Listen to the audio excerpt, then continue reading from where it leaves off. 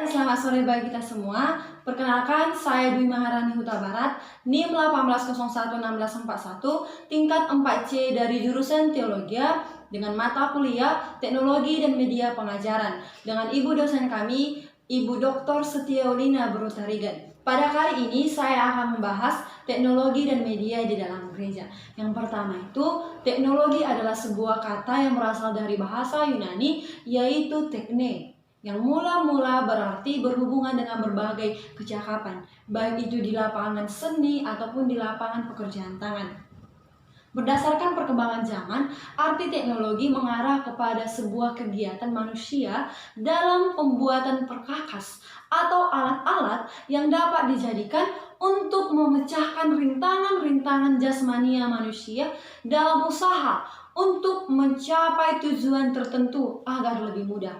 Untuk hal itu, maka teknologi dapat didefinisikan sebuah ilmu yang diterapkan untuk mencari, menggali, mengelola, dan menggali kekayaan alam bagi keperluan dan kesejahteraan manusia. Dengan itu juga bahwa teknologi berakar dalam ilmu murni, yaitu bertumbuh. Memang teknologi adalah sebuah ilmu terapan, tetapi rasanya lebih baik untuk melihat sebagai ilmu yang diterapkan secara berhati-hati untuk mempertimbangkan, membantu manusia memecahkan masalah-masalah yang dihadapinya dalam ia berinteraksi dalam lingkungan. Maka dengan itu kita akan melihat bagaimana teknologi di dalam gereja. Teknologi adalah suatu daya di mana gereja dengan bijak mengambil peran sebagai penata layanan yang cakap demi terlaksananya pemberitaan amanat agung di era digital. Dengan itu, perkembangan umat Kristen dewasa ini semakin meningkat sejalan dengan meningkatnya pembangunan manusia di Indonesia seutuhnya. Untuk tujuan itu, pemerintah juga telah mencurahkan perhatiannya pada pembangunan spiritual, termasuk pembangunan hidup beragama. Kini, gereja tidak dapat membatasi mobilitas dan gerak umat, melainkan harus mampu dan harus bisa memberikan layanan kepada jemaat, sehingga mereka atau jemaat itu mampu merasakan sapaan yang daripada Allah. Maka gereja harus lebih peka, gereja harus lebih mengerti dan cerdas untuk memanfaatkan yang namanya teknologi. Sementara gereja dihadapkan dengan berbagai tantangan di tengah teknologi. Tentunya gereja harus memiliki sarana untuk menjadi solusi sekaligus menjadi jawaban atas tantangan-tantangan yang akan terjadi dan juga dihadapi. Salah satu sarana yang dapat dilirik untuk menjadi solusi adalah dengan memanfaatkan perangkat teknologi informasi. Memang tidak sedikit umat yang telah memiliki atau yang telah familiar dengan namanya teknologi. Mereka juga bahkan telah menggunakan hampir di setiap kegiatan mereka. Bahkan meskipun teknologi informasi masih belum bisa digunakan di seluruh daerah ataupun belum semua masyarakatnya memiliki perangkat, akan tetapi pada saat ini perangkat teknologi informasi itu sudah lebih mudah harganya dan sudah lebih mudah untuk dijangkau, bahkan didapat oleh seluruh umat. Untuk itu, itulah kita membutuhkan yang namanya teknologi agar kita mampu memperoleh informasi dengan lebih mudah untuk membantu segala keperluan kita. Di samping teknologi, maka dibutuhkanlah yang namanya media. Media ini sebuah perantara atau pemberi informasi atau pengantar informasi kepada kita. Secara etimologi, bahwa media itu berasal dari bahasa Latin yang merupakan bentuk jamak dari kata medium, yang artinya perantara dan juga pengantar. Dengan demikian, media itu merupakan wahana penyalur informasi belajar atau penyalur pesan, di mana kedudukan media ini dalam sistem pembelajaran sebagai alat bantu, alat penyalur, alat bantu penguat, atau juga sebagai wakil guru dalam menyampaikan informasi secara teliti, secara jelas, menarik, hingga mencapai tujuan yang hendak dicapai dari pembelajaran yang telah dilakukan itu. Oleh karena itu, media adalah sesuatu yang meliputi orang, bahan, peralatan, atau kegiatan yang kondisinya menciptakan dan juga memungkinkan siswa tersebut atau naradidik itu memperoleh pengetahuan, keterampilan, dan juga sikap. Jadi dalam hal ini media itu bukan hanya TV, radio, slide, atau cetakan yang lain, tetapi juga media itu meliputi orang atau manusia sebagai sumber informasi, sebagai sumber pembelajaran, atau berupa kegiatan semacam seminar, karya wisata, simulasi, dan juga lain sebagainya yang dapat menambah wawasan dan juga pengetahuan serta mampu mengubah naradidik ini menjadi lebih baik.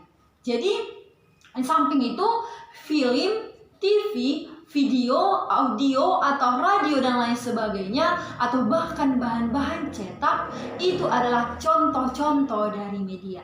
Dengan demikian, media adalah alat yang mampu membantu proses belajar mengajar yang berfungsi memperjelas pesan yang akan disampaikan, sehingga tujuan pembelajaran yang telah dilakukan itu dapat berjalan dengan baik dan sempurna. Maka dengan itu kita harus mengetahui apa prinsip-prinsip dalam pemilihan media. Sebab ketika kita tidak memiliki prinsip dalam pemilihan sebuah media dalam pembelajaran, maka pembelajaran itu tidak dapat berjalan dengan baik. Jadi ada 6 yang saya tawarkan prinsip pemilihan media. Yang pertama, harus diketahui dengan jelas media itu tujuannya untuk apa. Media yang dipilih itu tujuannya untuk apa. Yang kedua, pemilihan media harus secara objektif, bukan semata-mata didasarkan atas kesenangan guru atau sekedar sebagai selingan hiburan. Pemilihan media itu harus benar-benar didasarkan atas pertimbangan untuk meningkatkan efektivitas belajar siswa. Dan yang ketiga, prinsipnya itu tidak ada satupun media dipakai untuk mencapai semua tujuan, karena media itu memiliki yang namanya kelebihan dan juga kelemahan. Untuk itulah dalam pemilihan harus mempertimbangkan untuk mempergunakan media ini dalam kegiatan belajar. Hendak dipilih secara tepat dan secara teliti. Dan kita juga harus melihat ketika kita hendak memilih media ini, kita harus mengetahui apa kelebihan dari media yang telah kita pilih ini. Apakah ketika kita telah melihat media ini, kita telah melihat kelebihannya, akankah mencapai tujuan yang hendak dicapai? Yang keempat, yaitu pemilihan media hendaknya disesuaikan dengan metode mengajar dan materi pengajaran yang akan diajarkan, supaya mengingat media ini menjadi bagian yang sangat integral atau yang sangat penting dalam proses belajar mengajar. Dan yang kelima, untuk dapat memilih media pengajaran tentunya guru hendaknya mengenal ciri-ciri dan masing-masing dari media itu. Dan yang terakhir, prinsipnya yaitu pemilihan media hendaknya haruslah disesuaikan dengan kondisi fisik lingkungan. Jadi dengan ke-6 prinsip pemilihan media itu sebaiknya kita harus lebih teliti dan mampu memilih media apa yang cocok untuk dipakai dalam sebuah proses pembelajaran itu. Kita sebagai pengajar juga merupakan media yang dipakai untuk menjadi penyalur pesan kepada naradidik kita. Dengan itu kita akan melihat bagaimana sebenarnya kedudukan media ini di dalam gereja. Tentunya kita mengetahui masih ada gereja yang belum paham atau tahu dalam menguasai penggunaan media komunikasi ini dengan baik sehingga tidak dimanfaatkan. Yang kedua juga masih ada gereja yang menganggap bahwa penggunaan media ini tidak terlalu penting di dalam gereja sehingga itu menjadi alasan kenapa itu tidak dipakai. Tetapi di era modern saat ini media mengalami perkembangan yang sangat pesat yang dapat mempengaruhi setiap lapisan masyarakat tanpa mengenal batas usia. Mulai dari terkecil hingga sampai lansia, mereka sudah mengenal yang namanya media. Menurut analisa saya, media itu merupakan berkaitan dengan new media atau dalam arti sekarang yaitu radio streaming, live streaming, gereja internet ataupun Facebook. Dengan hal ini, gereja harus mampu melayani jemaat dengan baik tanpa tidak terbatas jarak dan waktu.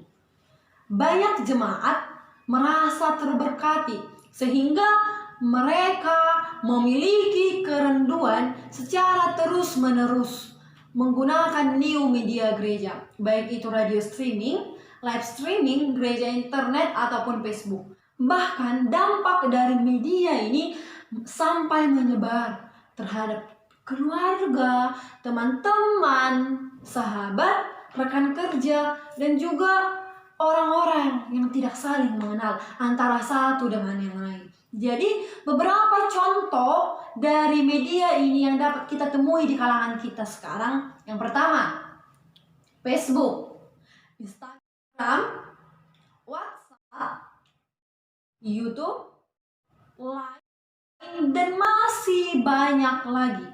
Dan melalui aplikasi-aplikasi tersebut muncullah berbagai macam model pelayanan digital yang dapat dilakukan oleh gereja sebagai strategi dalam mengkomunikasikan pesan Injil di konteks masa kini. Beberapa contoh yang dapat dilakukan oleh gereja, yang pertama itu khotbah live streaming, rekaman video kesaksian, dan juga melalui update status di Facebook, bahkan di WA juga bisa.